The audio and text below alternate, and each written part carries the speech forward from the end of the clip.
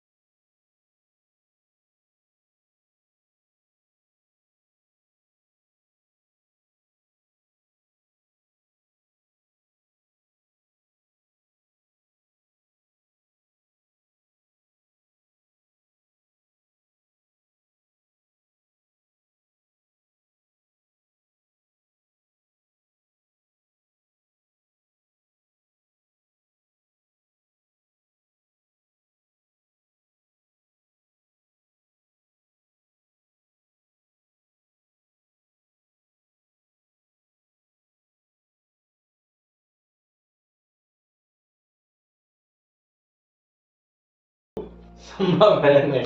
ठीक है, फिर अगेन क्या किए, वही तराजू बनाए। ठीक है, बस जल्दी छुट्टी हो जाएगा। ठीक है, जल्दी छुट्टी हो जाएगा।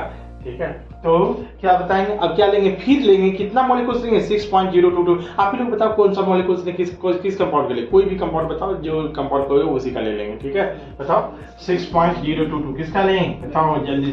6.022 10 के पावर 23। मान लेते किसी का ले लेते हैं, कार्बन डाइऑक्साइड ही ले लेते हैं या कार्बन मोनोऑक्साइड, कोई भी ले सकते हैं। ठीक है, यानी इतना मॉलिक्यूल्स ऑफ मान लीजिए CO2 रखा जाए तो उसका वेट देखा गया एक्सपेरिमेंटली, इसका जो वेट आया इसके एटॉमिक मास, सॉरी इसके मोलर मास के क्या आया, बराबर आया। और कल आपने निकाला था CO2 का मोलर मास कितना होता है, 44 ग्राम। ठीक है, अर्थात यहाँ जो वेट लगेगा, यहाँ जो वाट लगेगा वह कितना वाट लगेगा बताओ, तो कितना लग जाएगा, 44 ग्राम। कितना लग जाएगा, 44 ग्राम। इसका अर्थ ये हुआ इसका अर्थ ये हुआ, आप जरा सा देखो, ठीक है, ये आप कल लिखे हुए थे, ठीक है, कल आप लिखे हुए थे, इसी लिखने की जरूरत नहीं है। आपको नोट डाउन कहाँ से करना है, इस तराजू से, ठीक है। आप यहाँ से पहले आप नोट डाउन कर चुके थे, ठीक है, डायरेक्ट आप यहाँ से लिखेंगे, ये तराजू है। अब देखो ना, आप ही लोग बताओ, ठीक है, अर्थात 1 मोल ऑफ CO2 बराबर क्या क्या हम लोग लिख सकते हैं, बताओ। 1 मोल ऑफ CO2 बराबर क्या लिख सकते हैं, ठीक है, नंबर के टर्म में 6.022 10 के पावर 23 मॉलिक्यूल्स ऑफ, ठीक है, मॉलिक्यूल्स ऑफ CO2। और ये किसके बराबर होगा बताओ, इसके मोलर मास के बराबर होगा। और मोलर मास कितना है, 44 ग्राम। तो यहाँ क्या लिख देंगे, 44 ग्राम ऑफ क्या, CO2। और बताओ, ठीक है, और किसके बराबर होगा, और किसके बराबर होगा, हमने आपको बताया था एक मोल का दूसरा नाम, एलिमेंट के केस में हमने बताया था 1 ग्राम एटर है। अब तो यहाँ कंपाउंड का केस है, तो यहाँ एक मोल का दूसरा नाम क्या हो जाएगा, 1 ग्राम मॉलिक्यूल्स। क्या नाम हो जाएगा, 1 ग्राम मॉलिक्यूल्स। बोलो बात समझ में आया कि नहीं, ठीक है। तो क्या लिख देंगे, 1 ग्राम, देखिएगा लिखिएगा 1 ग्राम, 1 ग्राम कार्बन,